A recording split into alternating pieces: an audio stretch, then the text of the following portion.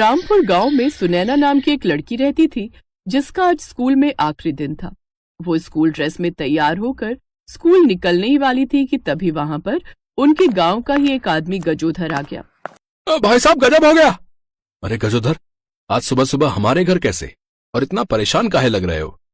अरे अपने गांव की प्रीति किसी लड़के के साथ भाग गई। इस गांव का तो माहौल ही खराब हो गया है। अभी कुछ दिन पहले राम मनोहर की बेटी भाग गई थी, आज ये प्रीति भाग गई। माँ, आप लोग बातें करो, मैं स्कूल जा रही हूँ, मुझे लेट हो रहा है। हाँ बेटा, आज तेरा स्कूल में आखिरी दिन है तो जल्दी से जाओ, टाइम से घर आ जाना। ठीक है माँ। सुनैना अपने स्कूल चली गई। इधर सुनैना के माँ बाप गजोधर से बातचीत करने लगे।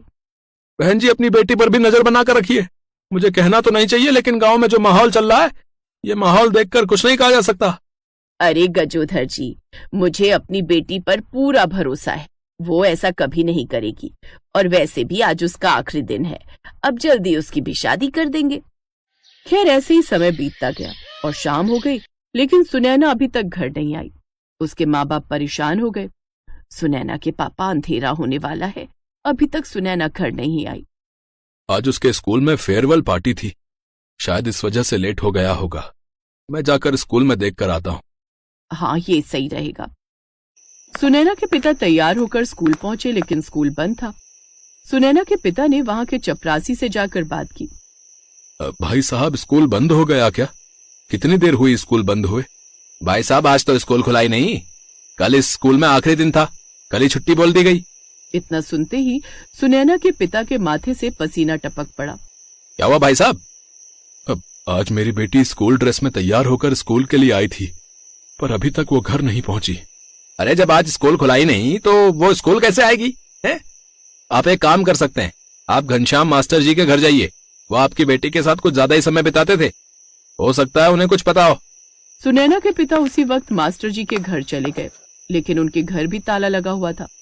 अब सुनैना के पिता बहुत परेशान हो गए। मास्टर जी भी गायब है। सुनैना का एक दोस्त विक्की अक्सर हमारे घर आया करता था, उससे जाकर पूछता हूँ।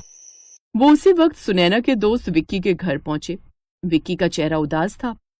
विक्की बेटा, मुझे पता चला कि आज स्कूल बंद है, फिर मेरी बेटी सुनैना आज स्कूल ड्रेस में स्कूल क्यों गई थी, और तब से वो घर ही नहीं आई। मैं बहुत परेशान हूँ बेटा, अगर तुम्हें कुछ पता हो तो बताओ। अंकल, मैं सुनैना को ना हर वक्त समझाता रहता था, पर वो मुझे ही गलत समझती थी। ये सब कुछ उस घनश्याम मास्टर का ही किया धरा होगा। घनश्याम मास्टर जी? उन्होंने मेरी बेटी के साथ क्या किया? प्लीज विक्की, मुझे खुलकर सब कुछ बताओ, वरना मैं घर जाकर अपनी बीवी को क्या जवाब दूंगा। अब कहानी में थोड़ा फ्लैशबैक में पीछे चलना होगा। 1 साल पहले सुनैना के स्कूल की छुट्टी हुई। सुनैना, मैंने ये नई साइकिल खरीदी है, चलो मैं तुम्हें घर छोड़ देता हूँ।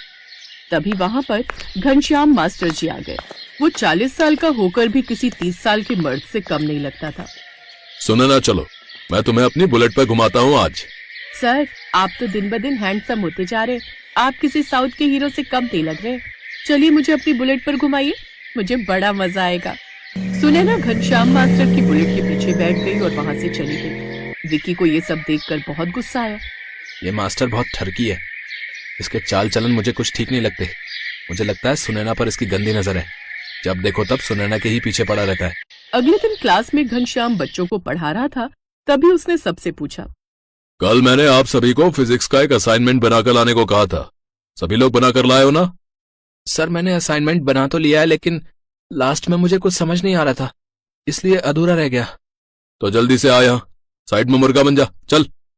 सर, मैंने असाइनमेंट बनाया तो है, आगे का मुझे समझ में नहीं आ रहा था, तो कैसे बनाता? वो तो आप ही मुझे बताएंगे ना। और वैसे भी अब हम सब बड़े हो गए हैं, छोटे नहीं रहे, जो सबके सामने मैं मुर्गा बन जाऊंगा। उसके इतना बोलते ही घनश्याम मास्टर को उस पर बहुत गुस्सा आया। सबसे पहले उसने एक जोरदार थप्पड़ विक्की को मारा। सर, मैंने तो असाइनमेंट बनाना शुरू ही नहीं किया, और कल मेरी फैमिली में किसी की शादी थी तो मुझे टाइम ही नहीं मिल पाया। अरे कोई बात नहीं सुनैना, तुम्हारे पास जब टाइम ही नहीं था तो कैसे बनाती? कोई बात नहीं, क्लास खत्म होने के बाद तुम मेरे सामने ही असाइनमेंट तैयार करना, मैं भी तुम्हारी हेल्प करूंगा। ये सब देखकर विक्की को बहुत गुस्सा आया। क्लास खत्म हो जाने के बाद जब सारे बच्चे घर चले गए, तब स्कूल में सिर्फ घनश्याम मास्टर और सुनैना ही बचे थे। घनश्याम मास्टर बार बार उसे छूने की कोशिश कर रहा था। अब इस स्कूल में मेरे और तुम्हारे अलावा कोई नहीं है सुनैना। तुम आराम से असाइनमेंट तैयार करो, कोई प्रॉब्लम हो तो मुझे बताना। तभी अचानक घनश्याम सुनैना के बालों को सूंघने लगा। सर, ये आप क्या कर रहे हैं? तुम्हारे बालों की महक बड़ी खूबसूरत है। कौन सा शैम्पू लगाती हो? मुझे अभी शैम्पू के बारे में इतना नहीं पता सर। जो मेरी माँ यूज करती है वही शैम्पू मैं भी यूज कर लेती हूँ। चलो अब असाइनमेंट बनाना छोड़ो, चलो हम दोनों कहीं घूम कर आते हैं। और वैसे भी तुम्हें मेरी बुलेट पर घूमना तो बहुत पसंद है ना? हाँ सर, जब मैं आपकी बुलेट पर पीछे बैठती हूँ ना तो मुझे लगता है मैं किसी साउथ के हीरो के साथ बैठी हूँ। वैसे आपने मेरा असाइनमेंट पूरा करा दिया, इसके लिए थैंक यू सो मच। ये सब कुछ खिड़की से सुनैना का क्लासमेट विकी देख रहा था।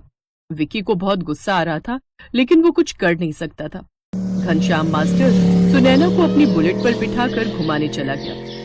इस मास्टर की सुनैना पर गंदी नजर है, पर यह सुनैना है कि समझने को तैयार ही नहीं। मैं सुनैना को कितना पसंद करता हूँ, फिर भी मैं अपने दिल की बात नहीं कह पा रहा। और ये मास्टर है कि बेशर्मी की हद पार किए जा रहा है। ऐसे ही दिन बीतते गए और इंटर के एग्जाम भी खत्म हो गए। रिजल्ट आने के बाद स्कूल की तरफ से सभी स्टूडेंट्स को फेयरवेल पार्टी के लिए बुलाया गया। Ghanshyam master jeans T shirt और गले में चेन पहनकर बालों में जेल लगाकर आ गया। Wow sir, you are looking fabulous. Thank you Sunaina. तुम जरा मेरे साथ स्कूल के पीछे चलो, मुझे तुमसे कुछ जरूरी बात करनी है। ठीक है सर, आप चलिए, मैं कोई ना कोई बहाना बनाकर थोड़ी देर में सबसे बच बचाकर पहुंचती हूँ। घनश्याम वहां से स्कूल के पीछे चला गया और सुनैना का इंतजार करने लगा। सुनैना भी मौका देखकर निकलना चाहती थी लेकिन तभी वहां पर विक्की आ गया। सुनैना, तुम शायद उस घनश्याम मास्टर की हरकतों को समझ नहीं पा रही हो। मुझे तुम्हारी फिक्र रहती है, इसलिए कह रहा हूं। वो अच्छा आदमी नहीं है, वो एक नंबर का ठरकी है। वो तुम्हारा फायदा उठाना चाहता है। तू हमारे रिस्पेक्टेड टीचर के बारे में ऐसा सोचता है? वो मुझे सबसे ज्यादा मानते हैं, इसलिए तुम सब लोग मुझसे जलते हो। आज के बाद मुझसे बात मत करना, आज से हमारी दोस्ती खत्म। इतना कहकर सुनैना वहां से सीधे स्कूल के पीछे चली गई, जहां पर घनश्याम मास्टर पहले से ही खड़ा था। क्या बात है सर, आपने मुझे यहाँ अकेले में क्यों बुलाया? अब देखो सुनैना, मेरा इस दुनिया में कोई नहीं है। अभी तक मैंने शादी भी नहीं की। पूरी जवानी पढ़ाई लिखाई में बीत गई, तब जाकर टीचर बन पाया। तो कोई गर्लफ्रेंड भी नहीं बनी। लेकिन तुम मुझे बहुत प्यारी लगती हो। तुम किसी परी से कम नहीं हो। मैं नहीं चाहता कि दुनिया वालों की नजर तुम्हें लग जाए। सर, पसंद तो मैं भी आपको बहुत करती हूँ, लेकिन ये रिश्ता आगे नहीं बढ़ सकता। मैं गांव की रहने वाली हूँ, मैं अपने घर में अभी शादी की बात नहीं कर सकती। सुनैना, तुम डूब जाओ मेरे प्यार में, भुला दो पूरी दुनिया को। मैं तुम्हें जन्नत दिखाऊंगा। हम लोग इंडिया के बाहर चलेंगे। तुम ऐसा करना, कल स्कूल ड्रेस में ही स्कूल आने के बहाने आ जाना। फिर हम और तुम इस जालिम दुनिया से हमेशा हमेशा के लिए कहीं दूर चले जाएंगे। सुनैना घनश्याम की मीठी मीठी बातों में आकर उसके साथ चली गई। अब कहानी एक बार फिर से प्रेजेंट टाइम में वापस आ गई। अंकल, आप मेरे साथ चलिए। जरूर वो सुनैना को अपने फार्म हाउस पर लेकर गया होगा। सुनैना के पापा विक्की के साथ घनश्याम मास्टर के फार्म हाउस पर पहुंचे। अंदर जाकर खिड़की से उन्होंने देखा कि सुनैना फांसी पर लटकने वाली थी, लेकिन तभी विक्की ने दरवाजा तोड़कर उसे बचा लिया। पापा मुझे माफ कर दो। मैं उस टीचर के बहकावे में आ गई थी। उसने मुझे गर्भवती कर दिया और फिर दूसरी लड़की के साथ भाग गया।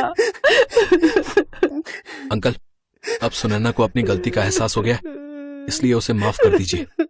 मैं इससे शादी करने को तैयार हूं। इसके गर्भवती होने की बात आप किसी को मत बताना, वरना बदनामी होगी। देखा सुनैना, इसे कहते हैं सच्चा प्यार।